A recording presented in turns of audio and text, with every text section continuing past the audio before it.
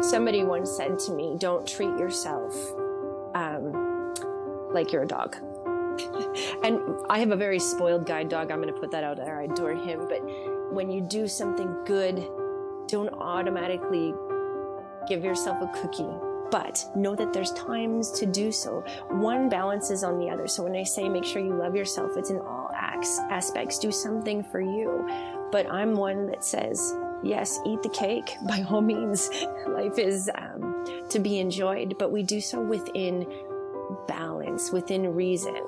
So reward your body with the proper nutrition it needs to be healthy, but don't punish yourself either. I'm Joeita Gupta, and this is The Pulse. New Year's resolutions can range from getting more exercise to eating healthier to saving money or drinking less. There's nothing wrong with making resolutions. It's a great way to bring about change or work on self-improvement. But according to recent polling, February 1st is usually the day most people call it quits on their New Year's resolutions. Being unable to stick with a resolution can lead to disappointment for some people, but more often than not, people just shrug and say they'll do better next year. And whether one personally believes that the practice of making resolutions is powerful or just pointless, the tradition of making New Year's resolutions remains intact. Today, we discuss New Year's resolutions. It's time to put your finger on the pulse.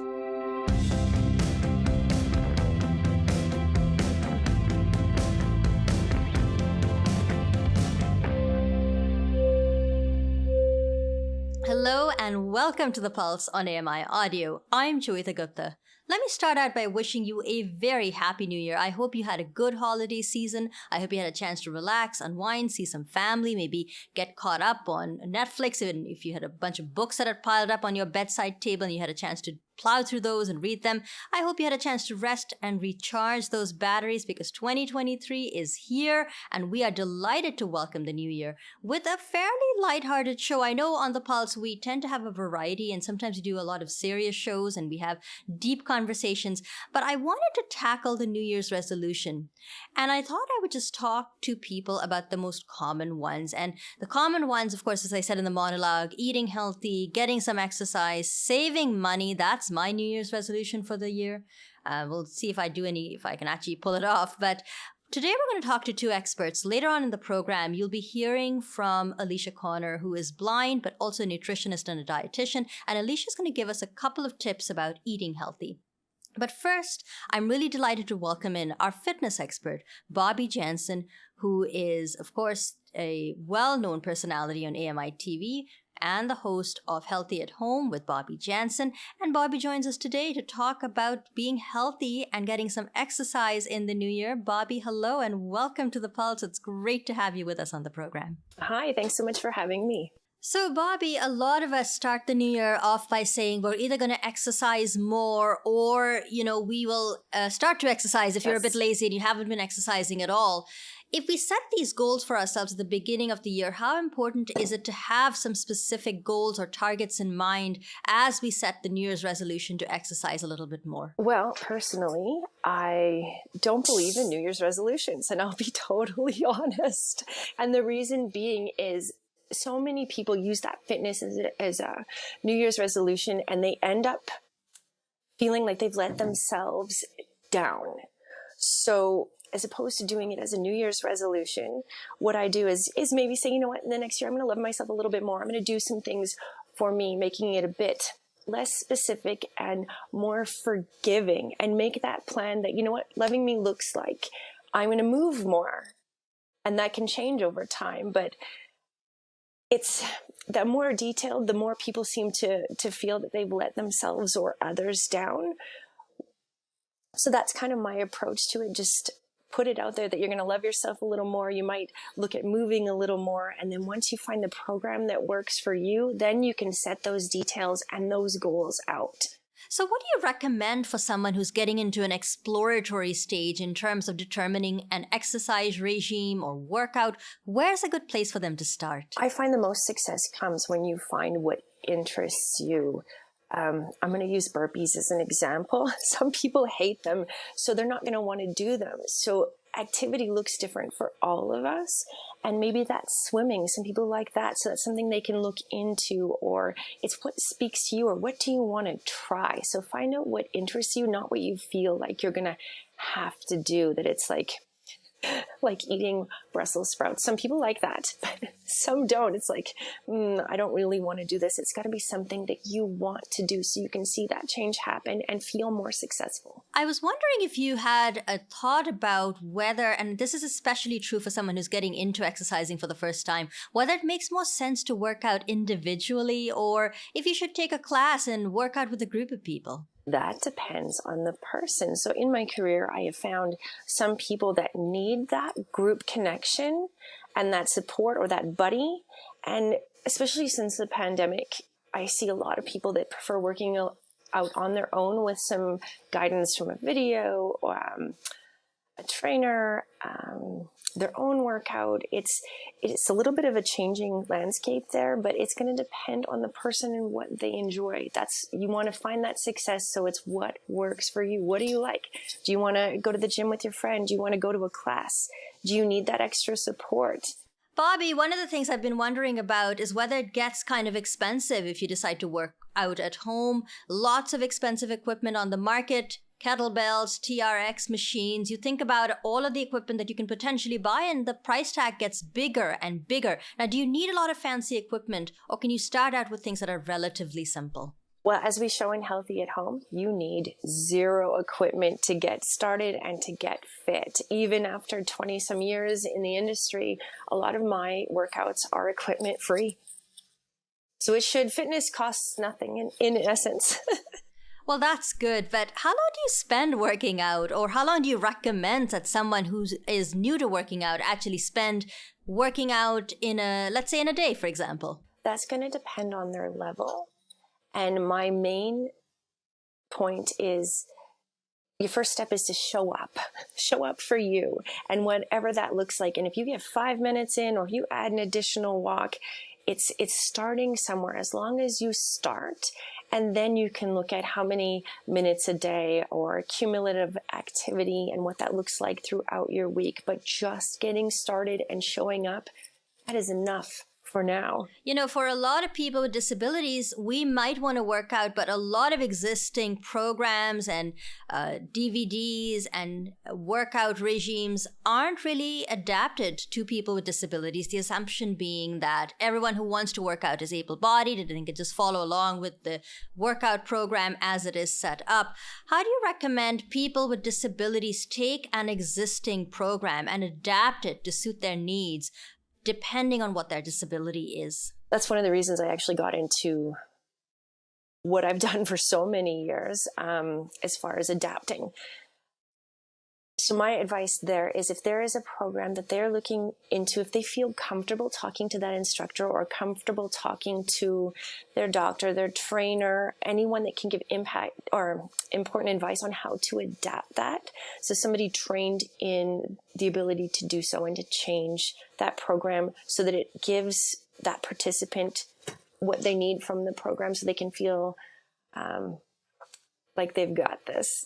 You know, there are so many interesting devices out there that can give you all this data about your performance. You can count your steps. I think you can count your heart rate. I can go on and on. I'm wondering if devices like that actually help or hinder someone who's trying to work out a little bit more. It depends. It can either go both ways. I've seen it used for the greater good. I've seen it used for actually to create more confusion and chaos.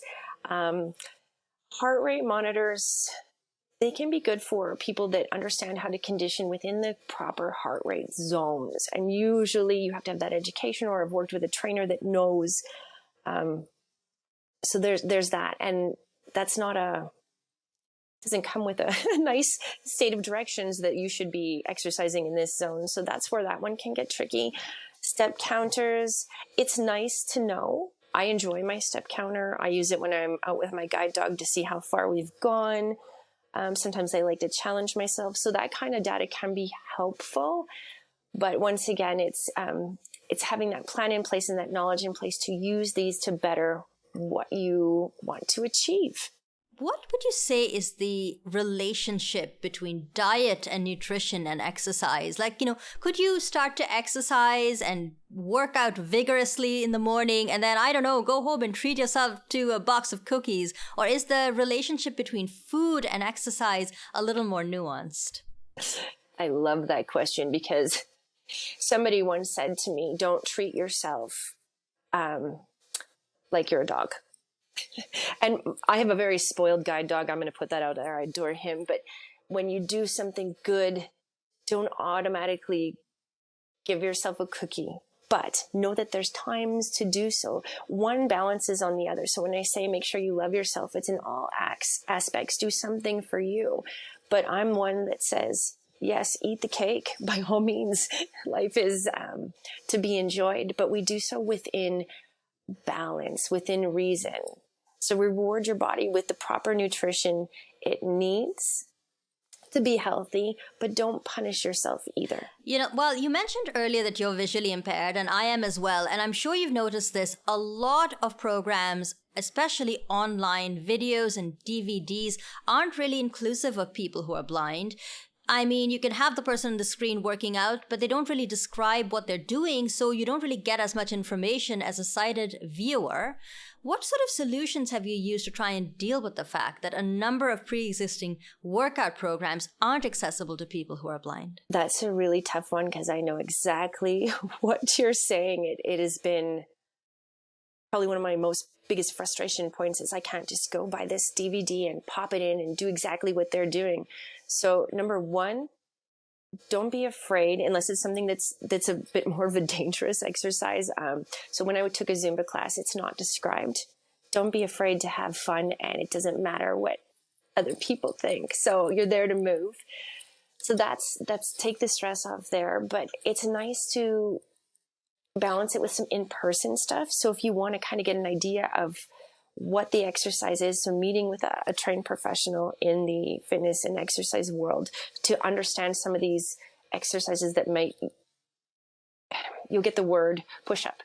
And if somebody doesn't know what that feels like within their body and they can't see the steps, if you have it taught to you, then you can go home and you put your DVD in and it's like, oh yeah, I've got push-ups to do. I know where I'm going. So for me, it's combining get some external knowledge to apply to your home DVDs until everything becomes this beautiful, accessible world that we would love to see.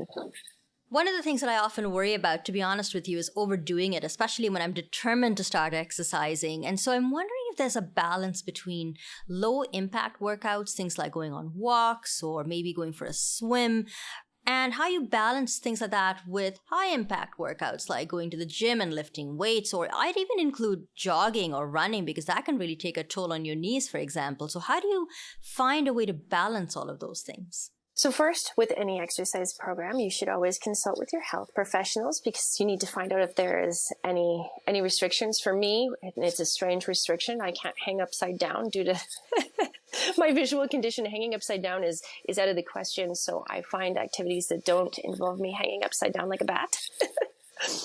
But finding balance is one helps the other, if that makes sense. So once you have a plan with your physician, your medical professional, and you know what your limitations, I don't like that word, but what you should and should not be incorporating, there we go, into your workout. If they say, you know what, jumping jacks are just not for you, okay, we're going to find a workout or something that's a little more mindful of that. But yoga, if you're a weightlifter, yoga helps stretch out the muscles that you've been using to lift. Running, it's not for everyone, but it helps cardiovascular system. If running is not one of the options for you, you can run in the water that takes the pressure off the knees. You can use an elliptical to do those cardiovascular. So you can find other avenues. They all reflect off each other. So we need muscular strength, which can be body weight, or like you said, weightlifting. We need cardiovascular strength or health, which is either walking, running, swimming. Sometimes it's yoga. Anything like that, a more aerobic activity. And then we also need flexibility. It's good for the mind and the body to stretch and repair those muscles and keep us moving. But I wouldn't recommend somebody bite off all three pieces at once. Look, Bobbi, I got one more question and I'm almost embarrassed to ask it, but one of the ways in which I've often gotten out of working out is by saying, you know what, I live in a condo, I don't have a basement, I don't have room for a home gym, I just don't have room, period. So that's how I worm out of working out, by saying I just don't have a lot of space. What would you just say to somebody who's a condo dweller or lives in an apartment and feels that they just don't have enough room to work out? Oh, I love that one because I hear it a lot. If you have a space where you can either sit in a chair or stand or lay on the floor, any three of those, even if it's just one of those, if you have standing room, you can move. So it becomes the excuse that you want to make. There's a way around pretty much anything. Where there's a will, there's a way.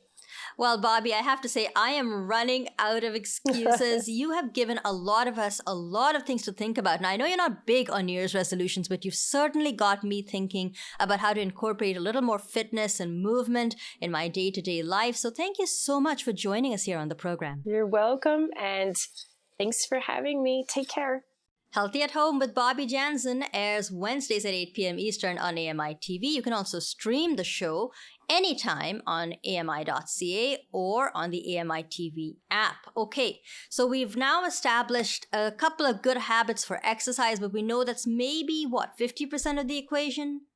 40% of the equation.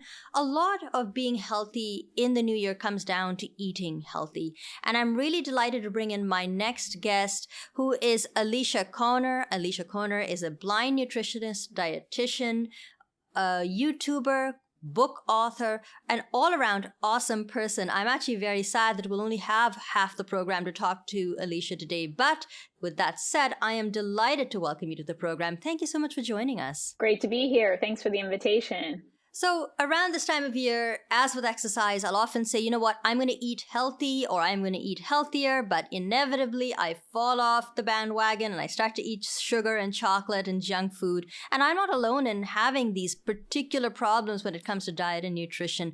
Why do so many people fail? Well, for one, the intention, I want to eat healthier, it's not specific enough. So we need to break it down into actionable steps. We have an idea and that's great. But what does that feel like throughout the day? And, we eat and drink throughout the day, and then our body really likes movement. Our bodies, our human being bodies, were meant to move. And so finding ways to move throughout the day. So think about like how do you want to feel? Because that motivation, the challenging week, that can snowball into challenging months, and then letting go of habits can be really easy. Actually, something I've been saying, I used to say this years ago, and I brought it back recently, was there's a million reasons to do something, and there's a million and one reasons not to. So there's always going to be shenanigans, and the less... the more we're like get back on in the moment versus letting it go. Because imagine like you create these habits and you're holding on to them, and you're not holding on to them like tightly, like stressed out and tight with like a tight grip where your hand hurts, right? You're thinking about how to break down your habits and actions in a way that's like absolutely doable. So say you want to, somebody wants to exercise more. Joeita, what's something that you'd like to do next year in 2023? Not to spend so much money, to be honest with you. Okay. So, so yeah, that's perfect, because everything like money and health, it's related, right? So like, what would be like a baby step thing that you could do to help you with that goal? So you're saying that we should actually try to have something very specific that we would work on. Well, see, that's really interesting. But I find that when it comes to food, eating healthy, diets, people aren't really thinking about what they're eating and the healthy options they want to incorporate. Often, people are thinking about what they want to exclude or leave out. I'm not going to drink pop anymore. I don't want to eat carbs anymore. How useful is the strategy of eliminating entire food groups when it comes to an overall desire to be eating more healthy? So I mean, depending on what the health challenge is, if it's really helpful to not have alcohol or not helpful to have some kind of sugar for a period of time before getting lab results done or something, maybe that's helpful. But it's not like to say that you're never going to have XYZ. like that's probably not realistic. So honestly, I think the more honest you are and realistic with the approach, the better it is. Like one of my clients just said to me earlier that they're going to enjoy, a glass of wine with their girlfriend when they hang out, and that they weren't willing to give that up. And so it's like figuring out, everybody has their thing and what's the most helpful. And so it's like, how are you going to have it? And like think about, instead of giving up chocolate, maybe you have a really good chocolate square a couple nights a week or something, so that you're having it. Because there's also a balance. Like, I don't know about you, but sometimes I get to call my clients monsters. We each have a monster inside. And if we don't feed that monster in lots of ways, like socializing, fun, laughing, having a good time, like all of the areas in life that help fill the life cup up, then we increase the risk of the monster coming out. And so if we do too much restriction, then the monster, like a lot of people say, I'm going to eat low carb, and they have like chicken and salad for a while, and that's very low carb. And so like having the beans, the lentils, the sweet potato, the quinoa in there to have a balanced meal so we feel full and we have that carbohydrate could be actually helpful. So like a lot of times people crave dessert after a meal, maybe because there's no carb there. I'm not saying it's going to work for everybody, but it's a strong habit perhaps for some. But trying to, like an extremist approach is not something that's going to be sustainable long term. The other thing I often feel is that I'd really like to cook at home, but I get home from work and I am so exhausted. I honestly feel it's much easier to just use Uber Eats or go to a restaurant and get out of having to cook and clean up after myself. But that's inevitable. So how do we deal with a situation where you might have a desire to eat healthy at home, but you're just too tired to do it? Yeah. So I'm a big fan of like batch cooking. So like say you make like chili, or if it could be vegetarian, it could be a meat chili, it doesn't matter, like a pot of something that's balanced, or a cup or a bowl. And so I might make like, 1 or 3 batches of soup in one at the same time. Because for me, it doesn't take me that much more time to make a little bit more. And then I like feed my freezer like once a month, and then I eat from my freezer. So that reduces, one, the expense of, ordering out. And then 2, it's healthy, and it's like instant gratification, whether or not I heat it up on the stove or in the microwave. And it's what I need and what I enjoy. And so I think it's like thinking about how you want to feel and move throughout your day so that you can do some planning in advance. So it's like we don't go on vacation without a plan. We have the tickets to go to wherever, we have the transportation, we have the place that we're going to stay. And it's the same with eating healthy. We need a plan. A lot of people will say, okay, it's a new year. My plan for this year is to start the keto diet or to do intermittent fasting, and that's how I'm going to get healthy, or I'm going to lose weight, or that's how I'm going to meet my nutrition goals, whatever they might be. I'm curious about what you have to say about some of these diets. Most of them can be pretty fashionable, just in your capacity as a nutritionist and as a dietitian. Well, I think some people, I've worked with a lot of people that have done these diets to lose weight, and they do lose weight. But in the end of the day, they need anyone, all humans on planet Earth right now need to come up with and maybe work with a professional to help them create their own system. Because I've also seen people lose weight and then regain that weight that they just lost because they didn't have that next plan. And so like these strategies could be helpful. But long term, it's good to have like the sustainable plan, because the vacations, the holiday meals are going to happen. And so you need a plan for like not only the weight loss, if that's what your goal is, but also the transition into reality, and building in like restaurant meals and these occasions within the plan, so that it becomes something that's part of the lifestyle versus this thing like after the new year I do this extreme thing for 3 months and then I go back to normal. I just have about a minute left, but I wanted to ask you, and I'm sorry I can't give you more than a minute to get into this, but often people eat for emotional reasons. They eat when they're bored, they eat when they're stressed, they eat when they're lonely. Now, in under a minute. How do people deal with the emotional causes of eating or overeating? I think that's really important to bring up. And I think finding it's having the emotions and finding non-food ways. We need to nourish ourselves for nutrition and energy and for our bodies like optimal function, right? Like our best function, the best we can. And like using food for comfort.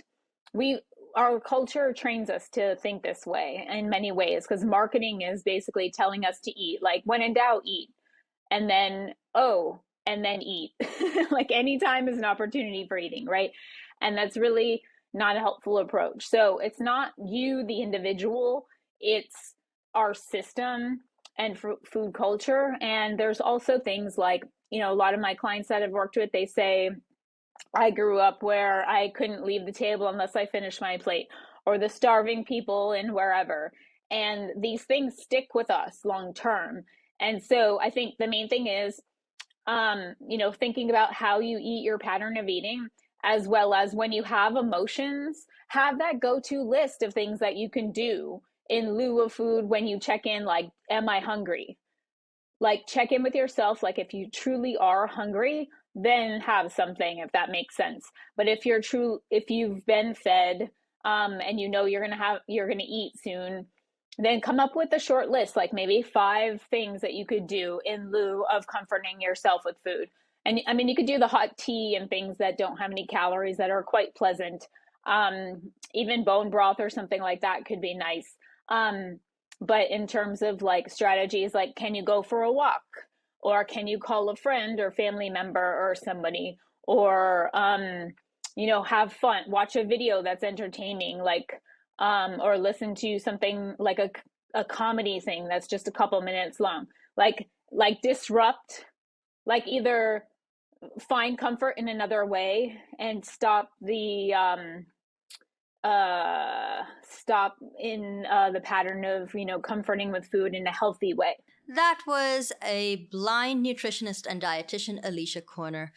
Okay, folks, I gave away my New Year's resolution. I am always trying to exercise and eat healthy, but I am also trying to save money. I will see how it goes, and I'll check in with you after February 1st to see if I actually manage to stick with, I'm planning to do a no-spend challenge for the month of January, so I'll see if I can actually manage to keep from spending money. I'll keep you posted on that. But that's all the time we have for today. If you have any feedback, or if you want to share your New Year's resolution, or whether you even bother to make them, you can always let us know in the comments down below. Please don't forget to subscribe to the podcast and to the YouTube channel so you can be notified about other future videos. You can always give us your feedback by writing to feedback@ami.ca. Hit us up on Twitter @AMIaudio and use the hashtag PulseAMI. You can always pick up the phone and give us a call at 1-866-509-4545. That's 1-866-509-4545. And let us know if we have your permission to play the audio on the program. Okay, folks, as they like to say in this business, that's a wrap. I've been your host, Joeita Gupta, and this has been The Pulse. Thanks for listening. Our technical producer is Mark Aflalo. Our videographer today is Ted Cooper, and Andy Frank is the manager of AMI Audio. Thanks for listening. Enjoy the rest of your day.